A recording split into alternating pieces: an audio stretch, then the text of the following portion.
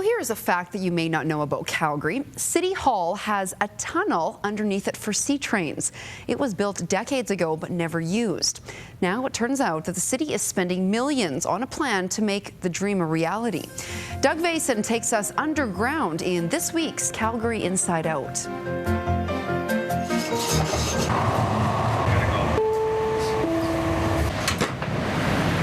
Day in, day out, Calgary C trains are pulling a heavy load. We built the capacity. We have actually the most successful transit system in Canada. We've got the highest ridership. But it's a mixed blessing. Sometimes, in some cases, almost too successful with the trains being as packed as they are. In just 5 years, ridership has increased dramatically to over 270,000 passengers. And every train uses the 7th Avenue Transit Corridor.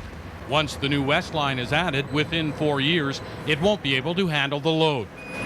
It's nothing short of phenomenal. The mayor says the solution lies deep underground, and it starts right here under City Hall. This tunnel was part of the building plan in the early 80s, when a glimpse into the future revealed the need to put the trains underground.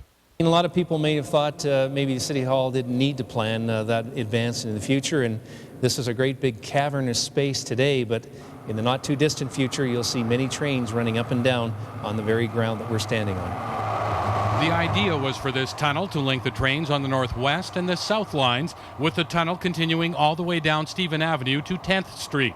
The new West Line and the Northeast Line would still use 7th Avenue.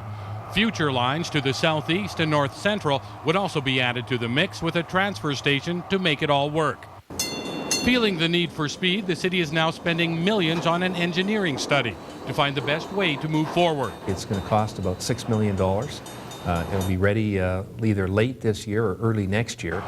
It will be a massive, expensive undertaking. Ron Kanye says the city will need help.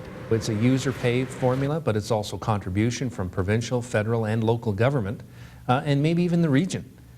When you think about 15% of the riders coming from outside of Calgary, I think there is a regional component, and there should be a regional funding solution.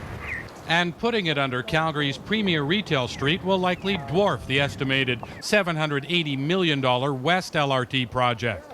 And we have a tendency in this city to go for something very practical and utilitarian, and it's good to be practical. We also could incorporate some beauty, and I think if you're looking at the Central Business District, our downtown, it's our face to the world, and it should be beautiful as well. As late as 2 months ago, editorialists were poking fun at City Hall for its tunnel vision. We could use it to store the Ark of the Covenant, is one suggestion. Alas, the seemingly aborted LRT tunnel will probably remain just another lonely shrine to all of Calgary's would have, should have, could have dones. But thanks to the C train's overriding success, there now appears to be a light at the other end of the tunnel. Doug Vason, Global News.